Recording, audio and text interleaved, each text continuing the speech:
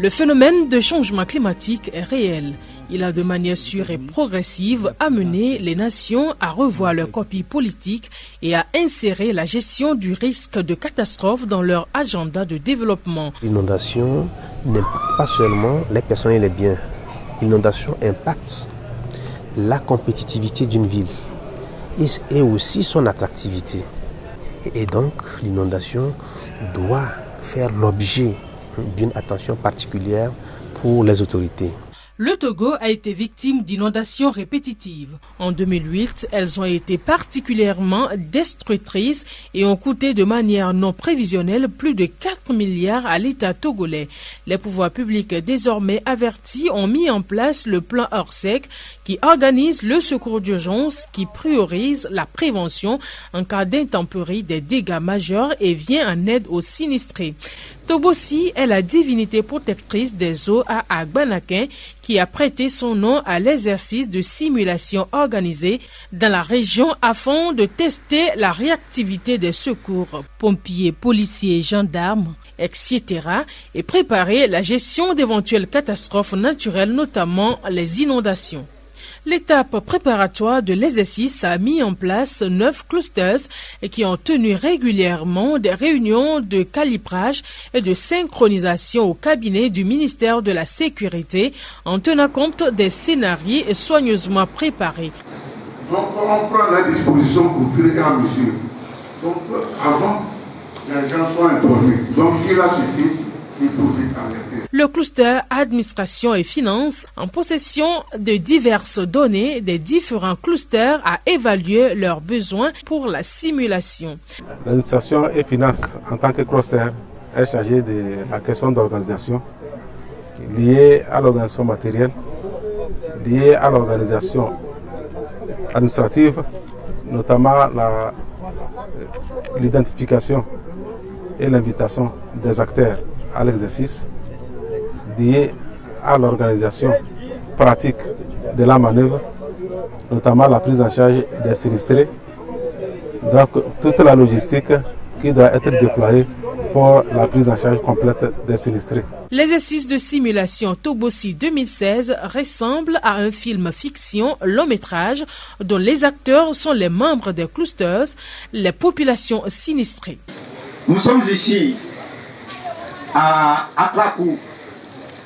Et nous avons pour mission de coordonner toutes les activités des clusters. Nous en avons 9 au total. Nous avons également pour mission de suivre les activités des clusters, des 8 clusters, et de rendre compte à la hiérarchie. Toutes les dispositions sont prises et que toutes les cellules ou les clusters chargés de l'humanitaire soient en place, que ce soit à Agbanakin ou à Aklakou, sur le site d'accueil où nous nous trouvons en ce moment. Acte 1. Jour J-2, le cluster système d'alerte précoce entre en scène. Les balises indiquent le jaune. La population est mise en éveil sur une possible situation d'inondation. La balise qui est à Agbanakin est d'abord informée par les volontaires qui sont plus en aval, c'est-à-dire la balise qui est à Atchamé. Les volontaires qui sont à Atchamé voient d'abord l'eau arriver et ils avertissent ceux qui sont au niveau de Agbanakin. Donc quand vous allez à Agbanakin, la balise que vous avez vue là-bas, c'est la réplique exacte qui est à Atchamé. En fait, quelle est l'utilité de cette balise? Ça permet à nos volontaires qui sont sur le fleuve et les communautés qui sont dans ces localités de voir à temps le niveau de la montée de l'eau. Quand ils observent le niveau de la montée de l'eau, ils observent en même temps et ils renseignent leur communauté et les communautés qui se situent après l'installation de ces balises-là. Donc ça permet à tous ceux qui sont au long du fleuve Mono, depuis la vallée au niveau du barrage de Nangbeto jusqu'à Agbanakin, d'être au courant. Donc c'est ce qui permet à la communauté de se mettre en place, d'être prête avant que les inondations même n'arrivent. Le cluster communication est mis à contribution pour faire passer l'information d'alerte. Attention, l'eau est en train de monter. C'est à travers les communiqués et par le biais des radios locales, nous avons pu intervenir à Radio Lumière et Radio Océan. Les communiqués sont passés aussi à Delta Santé, Radio Delta Santé. Le niveau jaune nous dit attention. Là, nous avons nos volontaires sur le terrain à qui déjà on donne alors, disons, l'information de mettre la population en éveil, que l'eau est en train de monter. On ne sait pas. Et il peut avoir éventuellement des déplacements quand ça avance beaucoup. Acte 2. Georgie Moison. Les responsables des clusters ou cellules humanitaires sous la supervision du ministère de la Sécurité et de la Protection civile, dans une ultime réunion, harmonisent leurs points de vue dans les locaux de la préfecture des Lacs en présence des autorités locales. Et après l'exercice, les ramener à Agbanaké chez eux là-bas. Donc c'est ça la logistique qui est en train de régler. Jour J, la météo annonce la persistance de la pluie. Le niveau de l'eau est monté à Agbanaké, à Damé et villages environnants. La balise est au rouge. La panique s'installe au sein des populations qui ne savent plus à quel sens se vouer. Le niveau rouge, donc c'est le déplacement, immanquablement. Donc on prépare un site d'accueil que nous appelons site d'évacuation. Donc on fait le déplacement de la population sur ce site avec l'autorisation du chef du milieu parce qu'il est informé de tout des mouvements de la montée de l'eau. Et la Croix-Rouge nous a alertés et quand ils sont, eux, ils ne font que sillonner tout juste en allant vers le Mono, la rivière et pour voir la montée de l'eau.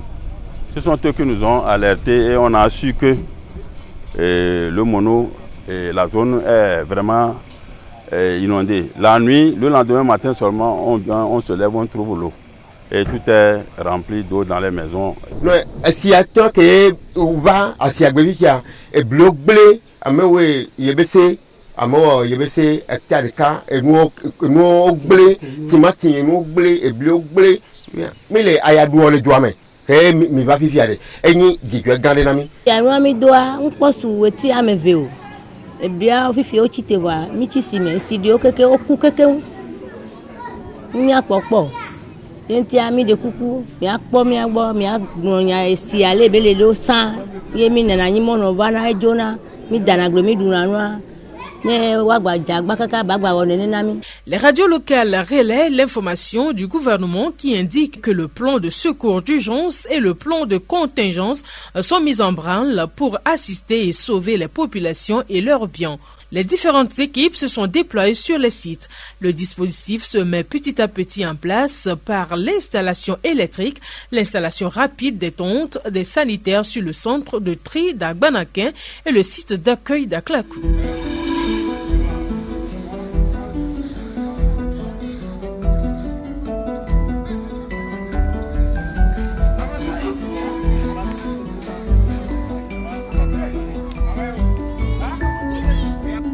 Les sapeurs-pompiers ont dépêché sur le Mono les Zodiacs qui déplacent les sinistrés d'Adamé et villages environnants sur le site d'Agbanaké.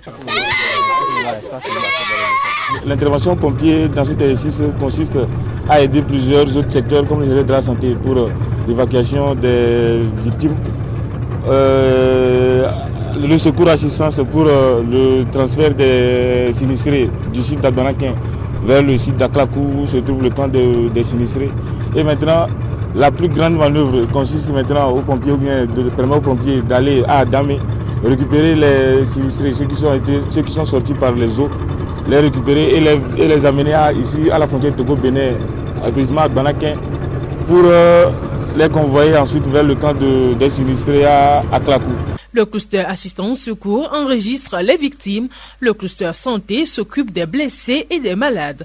Des sinistrés qui vont arriver, nous allons les accueillir sur le site ici. Lorsqu'ils seront accueillis, ils seront enregistrés par les agents de l'action sociale et l'équipe de la Croix-Rouge. Ici sur le site d'Agbanaké, le cluster santé a pour rôle essentiellement de récupérer les cas de blessés et de maladies et de prodiguer les premiers soins ici, sur place, et d'évacuer les cas éventuels un peu plus graves sur les centres de santé les plus équipés de la région, principalement l'hôpital d'Aného.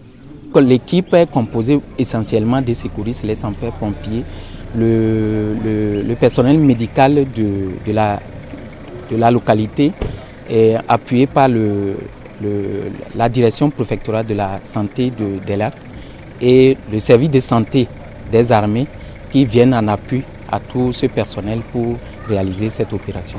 L'approvisionnement en eau potable devenu soudainement rare est réalisé par le Cluster Wash qui, avec son dispositif, apporte une quantité suffisante d'eau potable aux sinistrés. Le même cluster, à l'aide des pulvérisateurs, désinfecte les maisons. Nous devons, avant, dire aux communautés qu'elles sont à risque. Lorsque l'eau arrive, ils doivent plier tous les éléments. Ils doivent entretenir les points d'eau. Ils doivent entretenir leur sanitaire avant que l'eau n'arrive. Et si une fois l'eau est dans le village, donc nous sommes en période de repos aujourd'hui par exemple, l'eau est arrivée, les gens ont quitté, tout le monde est exposé. Et donc nous, avec les amis de la sécurité, nous veillons l'état des lieux et nous attendons au niveau de Roche, approvisionnant de l'eau potable pour les communautés qui sont déplacées dans les zones où ils sont gardés pour la période. Et ensuite, nous essayons de mettre à leur disposition des ouvrages d'assainissement adéquats pour qu'au moins ils ne soient pas exposés et accompagner les communautés à gérer les déchets qui sont produits dans le site. Cette machine que vous voyez derrière nous, c'est une machine qui sert à purifier l'eau. D'abord, il faut d'abord un point d'eau impropre à la consommation que la machine aspire, traite et ressort une eau potable pour la population. Dans le cadre de cette mission, en cas d'inondation, cette zone est inondée et il n'y a pas d'eau potable à disposition. Cette machine a été amenée sur ce site pour pallier au manque d'eau dans la région au cas où il y a inondation. Machine va, le way a mis les filles et nous voilà, mi le dibe machine ane la te no miagbo eye ola no wo si anami emi la no nua e la jojinami. Le cluster logistique, sur instruction du cluster opération, déploie sur le site le matériel nécessaire pour toute l'opération, y compris le matériel roulant qui transporte les victimes du centre de tri d'Agbanaké en direction du camp de secours d'Aklakou. Nous réceptionnons tous les besoins des clusters et suite à cela, nous demandons l'acquisition, nous les stockons. Ça, voilà la phase préparatoire. Maintenant, la phase de déploiement, nous organisons, nous faisons la planification des moyens de transport, de la logistique. Au cours de l'opération, nous avons aussi des besoins additifs. Nous les traitons pour pouvoir satisfaire les besoins des clusters. Très tôt ce matin, on nous a alerté que la population est dans l'eau. Les opérations ici ont saisi rapidement les sapeurs-pompiers avec la sécurité. Ils sont dépêchés déjà sur les lieux, ils sont en train d'évacuer les gens de Adamé jusqu'à Agbanaké ici. Ici sur le site, les gens qui sont arrivés sont déposés là-bas et à l'entrée ici et le service de tri s'occupe d'eux. Après, ceux qui sentiront des bobos seront accueillis par la santé et les gens qui sont en forme vont attendre ici au niveau de la tente d'accueil ici en vue d'être évacués sur le site d'accueil d'Aklakou. Sur le site d'Aklakou, les premières victimes sont enregistrées. Ils peuvent tranquillement aller attendre sous les tentes les lendemains meilleurs. Les vivres et non-vivres sont mis à leur disposition ainsi que les sanitaires. Le cluster assistance secours est composé de plusieurs entités et à l'action sociale, les sapeurs-pompiers, la Croix-Rouge, bref, tous ceux qui interviennent dans l'humanitaire. Donc notre mission, c'est de pouvoir identifier les sinistrés qui sont touchés par ces catastrophes, les enregistrer, les déplacer sur les sites et ensuite leur apporter le secours d'urgence. Lorsqu'ils arrivent au niveau des tentes, ils ont droit à la restauration, ils ont droit également à l'eau, ils ont tous les petits besoins, ils vont les avoir. Et en dehors de cela, lorsque parmi eux il y a des malades des enfants malades, nous les dirigeons vers le dispensaire construit pour la circonstance. L'unité de soins de Cluster Santé est équipée pour accueillir les blessés, les malades. Et notre unité est composée donc, de médecins avec le soutien du service de santé des armées. Vous voyez à notre côté le docteur Chagouni. Donc nous sommes également avec des infirmiers et des assistants médicaux sur le plan local. Et puis tout ceci aidé par les agents de la Croix-Rouge section Anéro. Si c'est une pathologie qu'on peut gérer à titre externe, le patient reçoit des médicaments qui sont disponibles dans les cartons que vous voyez. Et sinon, s'il lui faut des soins, notamment pour les blessés, s'il faut faire des pansements ou alors des sutures, tout le matériel est également disponible avec les infirmiers qui sont sur le poste.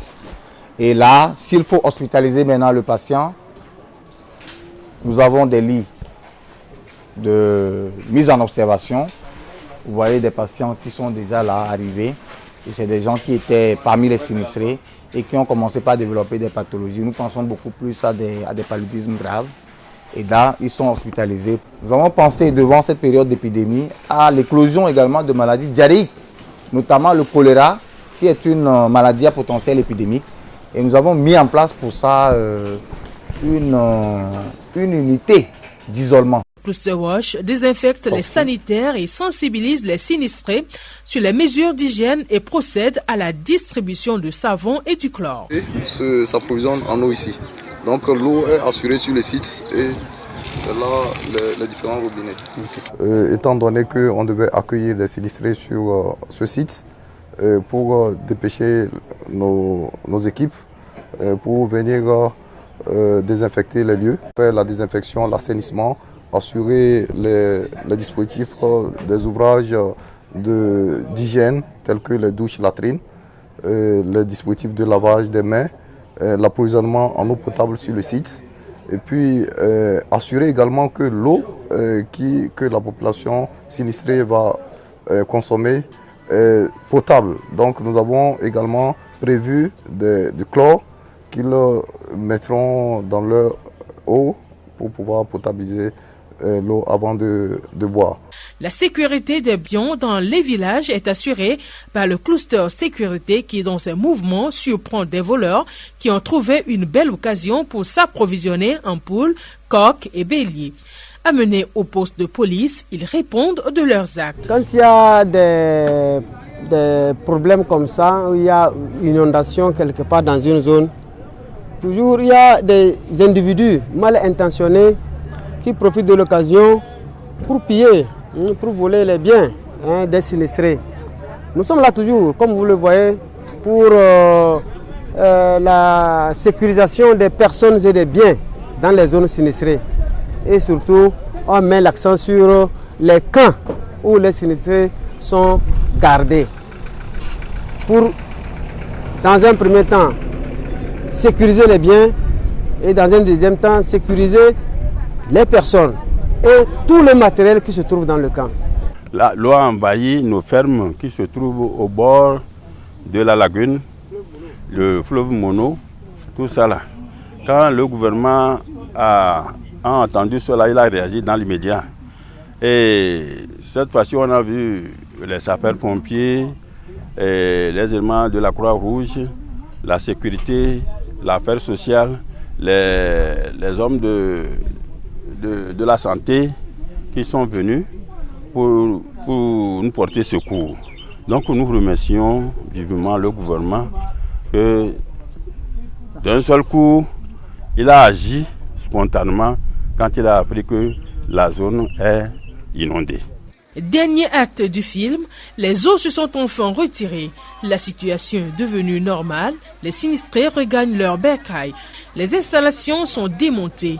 Le désengagement effectué, le film fiction est terminé à la grande satisfaction du public composé des ministres de la Sécurité, celui de l'Environnement, celle des Affaires sociales, des représentants de la Banque mondiale, du PNUD et d'une foule nombreuse. Nous avons vécu les différentes étapes mise en place par les acteurs, à savoir le centre de tri à Gbanaké et enfin le centre des sinistrés à Klakou. Aujourd'hui, c'est une catastrophe naturelle, inondation. Nous avons également les acteurs qui jouent pleinement leur rôle. Je voudrais les féliciter pour cette assiduité, féliciter pour le sens du devoir qu'ils ont eu à faire durant les 3 jours. Et on ne le souhaite pas, je peux aujourd'hui pouvoir rendre compte au chef de l'État que nos équipes sont prêtes en cas de catastrophe, sont prêtes à faire face, à apporter dans les meilleurs délais le secours à nos populations au cas où elles se trouvaient sinistrées. L'action du gouvernement à travers le projet de gestion intégrée des catastrophes et des terres, PGICT, et ses partenaires, notamment la Banque mondiale, le PNUD, ont permis la tenue de ces exercices de simulation qui se sont déroulés et sans incidence du 4 au 6 mai 2016 dans la préfecture des Lacs et localités riveraines du fleuve Mono. Donc aujourd'hui, nous avons pu voir que le dispositif est en place.